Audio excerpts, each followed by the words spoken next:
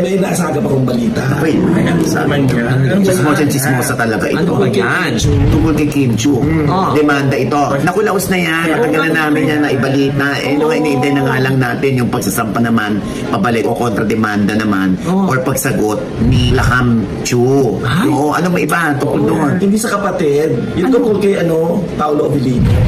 Pinagsiselos mo na naman ako yan eh. Hindi, noon pa yan balita. Ano ka ba naman? Diyos ko, siyempre nalilink sila pareho dahil meron nga silang ginagawa di ba serye. O, anong bago? May nakapagbalita lang naman sa akin. Na ano? Gusto ko lang itanong dito ng diretso kay Kim Chu. Anong tatanong mo? Kim Chu, totoo bang nag-live na kayo ni Paolo? Hoy, grabe! Nakakalo. Nasaktan ako, Diyos ko. Sandali, hindi pa tapos yung kay Lakam. Ito ka naman. Oo. Diyos ko. Yun nga ang gusto kong malaman.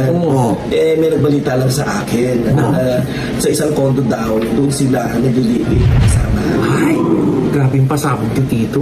Sandali, hindi ako handa dyan. Grabe naman. Grabe naman yan. Yun nga lang narinig ko, no? Ay, Oo, so wala ka na ibang detalye, maibibigay, yan lang. Yung nga lang narinig ko, no? Kaya nga tinatanong ko dito. Huwag kang magalit sa akin. Kasi inano natin dito, baka ma-misinterpret naman tayo. Yung nga lang tinatanong ko. grabe. Yung basta naman yung pagka-Zenny sa bala. Oo nga.